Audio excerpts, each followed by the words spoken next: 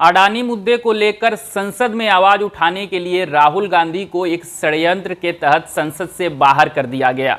इस स्टेटमेंट को कुछ लोग तथ्य तो कुछ लोग कॉन्स्पिरेसी थियरी बताते हैं, लेकिन अब इस थियरी पर सुप्रीम कोर्ट ने भी मुहर लगा दिया है। आज नहीं तो कल, कल नहीं तो परसों सच्चाई की जीत होती है। मगर जो भी हो, मेरा रास्ता तो क्लियर है। मुझे क्या करना है उसके बारे में मेरे दिमाग में बिल्कुल क्लैरिटी है।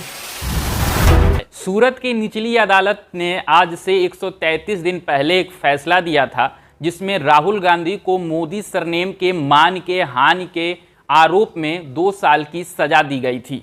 इस 2 साल की सजा से राहुल गांधी के लोकसभा की सदस्यता चली गई थी और वह एक अयोग्य सांसद बन गए थे। लेकिन आज 133 दिन बाद सुप्रीम कोर्ट ने सूरत कोर्ट के निचली अदालत के फैसले पर स्टे लगा दिया है, जिससे राहुल गांधी की सांसदी फिर से बहाल हो गई है। उनसे छीना गया उनका सरकारी आवास भी उनको मिल गया है। दोस्तों, जब राहुल गांधी की सांसदी गई थी तो मैंने इस मुद्दे पर एक वीडियो बनाया था, जिसमें यह बताया था कि कैसे षड्यंत्र के तहत राहुल गांधी की सांसदी छीनी गई है। अब दिलचस्प है कि मेरे द्वारा उठाए गए कुछ सवालों को सुप्रीम कोर्ट में भी एड्रेस किया गया और सुप्रीम कोर्ट के चर्चा में यह बताया गया कि इस मुद्दे के वजह से राहुल गांधी की सांसदी बहाल की जा रही है। तो आइए इस वीडियो में समझने की कोशिश करते हैं कि सुप्रीम कोर्ट में क्या हुआ, राहुल गांधी की सांसदी गई ही क्यों थी। लेकिन सबसे पहले बात करेंगे उस राजनीतिक षड्यंत्र के बारे में जो राहुल गांधी के खिलाफ रचा गया था अडानी को लेकर बोलने के लिए। पार्लियामेंट हाउस में अडानी जी पे मैंने आक्रमण किया। मैंने कहा कि अडानी जी 609 नंबर से दूसरे नंबर तक कैसे पहुंचे। तो मैंने सिर्फ एक सवाल पूछा, नरेंद्र मोदी जी आपका अडानी जी से रिश्ता क्या? हमारी कहानी शुरू होती है साल 2019 में। लोकसभा का चुनाव चल रहा था और राहुल गांधी कर्नाटक के कोलार में भाषण दे रहे थे। अपने भाषण में राहुल गांधी एक जुमला बोलते हैं। वह बोलते हैं कि नीरव मोदी, ललित मोदी, नरेंद्र मोदी, ये सारे चोरों के उपनाम मोदी मोदी मोदी कैसे हैं।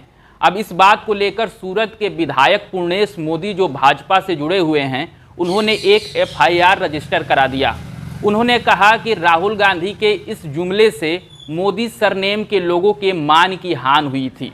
मान के हानि की वजह से पुलिस ने FIR दर्ज भी कर लिया और राहुल गांधी के खिलाफ मुकदमा चलने लगा।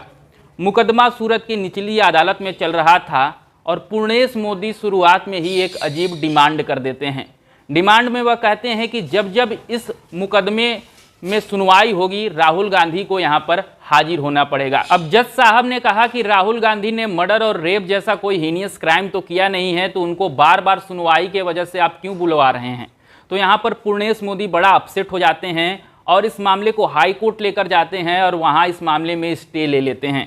कहते हैं मेरे पास साक्ष्य नहीं है, जब साक्ष्य आ जाएंगे तो फिर से सुनवाई शुरू होगी। हाई कोर्ट के जज उनको स्टे दे भी देते हैं। अब सबको लगता है कि यह मामला ठंडे बस्ते में चला गया है, यह मामला दोबारा शुरू नहीं होगा। लेकिन अब इस कहानी में एंट्री होती है गौतम अडानी की। गौतम अडानी उस समय तीसरे नंबर के सबसे बड़े उद्योगपति थे। उनके खिलाफ हिंडनबर्ग नाम की एक कंपनी एक रिपोर्ट बनाती है। रिपोर्ट में बताती है कि अडानी जी स्टॉक मैनिपुलेशन, धोखाधड़ी और झूठे आंकड़े दिखाकर अपने को टॉप उद्योगपति बनाए हुए हैं। बात यह भी आती है कि भारतीय सरकार और खासकर भारतीय प्रधानमंत्री नरेंद्र मोदी गौतम अडानी के बड़े प्रिय मित्र हैं और उनका साथ अक्सर देते रहते हैं। होता ऐसा है कि नरेंद्र मोदी किसी देश के दौरे पर जाते हैं और उसके कुछ महीने बाद गौतम अडानी भी वहां पहुंच जाते हैं और उनको एक बहुत बड़ा कॉन्ट्रैक्ट मिल जाता है। अब इस बात को 7 फरवरी 2023 को संसद में राहुल गांधी उठाते हैं और एक ऐतिहासिक फोटो भी लहरा देते हैं। वह पूछते हैं कि गौतम अडानी और नरेंद्र मोदी का रिश्ता क्या है। अब दिलचस्प बात है कि इसके एक सप्ताह बाद यानी 16 फरवरी को पूर्णेश मोदी फिर से जागते हैं और हाई कोर्ट से जाकर स्टे की वापसी की बात करते हैं कि अब स्टे खत्म कर दीजिए। दिलचस्प है कि हाई कोर्ट के जज यहाँ पर स्टे खत्म कर देते हैं। मामला सूरत की निचली अदालत में फिर से चलने लगता है। दिलचस्प बात यह भी है कि अब जज साहब बदल चुके हैं। अब HH वर्मा नए जज हैं। HH वर्मा इस मामले में बड़ी तत्परता दिखाते हैं और 27 फरवरी 2023 से मामला को फिर से शुरू भी कर देते हैं। दिलचस्प यह भी है कि इसके 20 दिन बाद फैसला भी आ जाता है। फैसला आता है कि राहुल गांधी को 2 साल की सजा दी जाती है और दिलचस्प यह भी है कि एक सांसद को अयोग्य करार देने के लिए भी 2 साल का ही समय चाहिए। दोनों चीज़ें मिल जाती है, राहुल गांधी अयोग्य सांसद हो जाते हैं। दिलचस्प यह भी है कि लोकसभा 24 घंटे के अंदर एक नोटिफिकेशन जारी करता है कि राहुल गांधी अब सदस्य नहीं रहे, अयोग्य सदस्य हो गए हैं। आप बोलेंगे कि एक जज की, एक लोकसभा के तत्परता पे आपको समस्या क्या है? तत्परता पर एक वैधानिक समस्या है। हमारा आर्टिकल 103 कहता है कि जब किसी भी सांसद की सदस्यता जाएगी तो लोकसभा और राष्ट्रपति एक नोटिस जारी करेंगे जिस पर चुनाव आयोग की भी राय लेनी होगी, जिसके बाद राहुल गांधी की सदस्यता या फिर किसी भी सांसद की सदस्यता जाएगी। लेकिन क्या आपको लगता है कि इन 24 घंटों में ऐसा कुछ हुआ होगा? ऐसा कुछ भी नहीं हुआ। लोकसभा जैसे तैयार ही बैठी थी कि कैसे आता है फैसला, और उसके तुरंत बाद राहुल गांधी को डिस्क्वालीफाई कर दिया गया।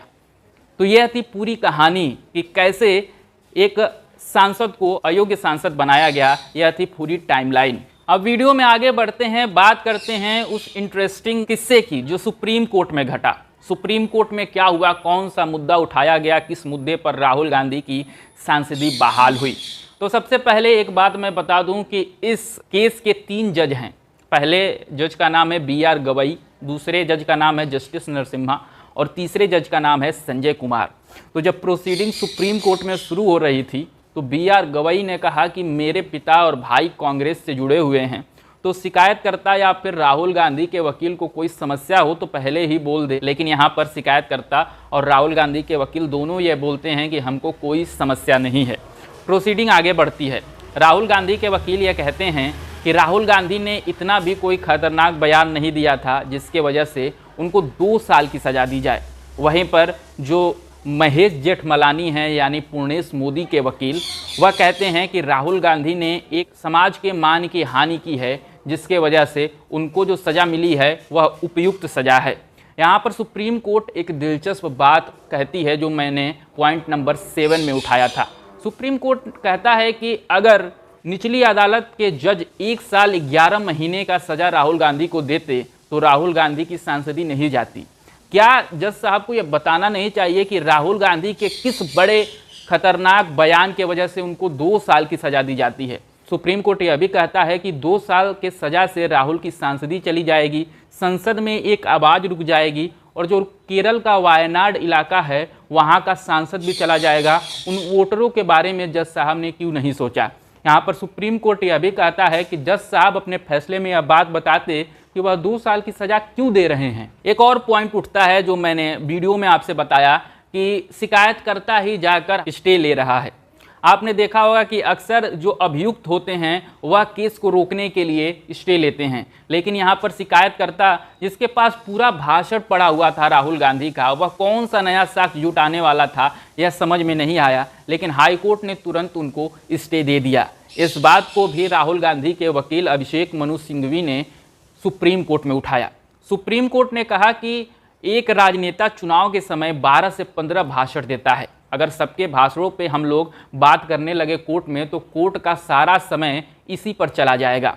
अब मैं आपको कुछ दिलचस्प बयान बताता हूं जो भारतीय नेताओं ने दिया था। प्रधानमंत्री की बात कर लें तो प्रधानमंत्री ने 50 करोड़ की गर्लफ्रेंड और कांग्रेस की विधवा जैसा शब्द बोला था सोनिया गांधी को। 50 करोड़ की गर्लफ्रेंड बोला गया था शशि थरूर की एक्स वाइफ को। तो यहाँ पर क्या प्रधानमंत्री के खिलाफ यह बात नहीं बोलना चाहिए? प्रधानमंत्री के खिलाफ मान के हानि का केस नहीं चलना चाहिए? वहीं पर मैं आपसे बताऊं कि प्रज्ञा ठाकुर जो भाजपा से सांसद हैं वह संसद में खड़ी होकर बोलती हैं कि गांधी का हत्यारा गोडसे देशभक्त था। तो क्या यहाँ पर भारत के राष्ट्रपिता के मान की हानि नहीं हुई? भारत के मान की हानि नहीं हुई? अगर इस प्रकार से देखने लगे तो सच में सुप्रीम कोर्ट का सारा समय नेताओं के बयानबाजी पर चला जाएगा और जो मुख्य मुद्दे हैं देश में वह कहीं छिप जाएंगे। तो यह सब कार्रवाई सुप्रीम कोर्ट में चली और सुप्रीम कोर्ट ने इन मुद्दों पर राहुल गांधी की सांसदी बहाल की। आपसे बता दें कि अभी इस केस में पूरा फैसला नहीं आया है। सुप्रीम कोर्ट ने यह कहा है कि जो निर्णय दिया गया था सूरत कोर्ट के निचली अदालत के द्वारा वह अभी रोक दिया जाता है, और जब तक पूरा फैसला नहीं आ जाता राहुल गांधी संसद में जाएंगे और बोलेंगे। राहुल गांधी इस समय संसद में गए हैं, बोले हैं, मणिपुर के मुद्दे पर बात उठाए हैं, और जब जब आप देखते हैं कि कोई मुद्दा देश में उठता है राहुल गांधी उस मुद्दे को उठाते हैं। आप लोग को भी लग रहा होगा कि राहुल गांधी जब बोलते हैं तो उनकी बात दूर तक जाती है, उनके राजनीतिक कैरियर पर मैं टिप्पणी नहीं कर रहा, उनके पॉलिटिक्स पे मैं इस वीडियो में बात नहीं कर रहा। अगर आप चाहेंगे तो इसके लिए एक अलग से वीडियो बनाई जाएगी। इस वीडियो में कैसा इन्फॉर्मेशन मैंने दिया, आपको पूरी बात समझ में आई कि नहीं, आप कमेंट सेक्शन में बताएं। वीडियो को लाइक करें और चैनल को सब्सक्राइब करें। अगर जो भी इंटरेस्टेड लोग इस बारे में जानना चाहते हैं, इस वीडियो को आप उन तक पहुंचा सकते हैं, शेयर कर सकते हैं।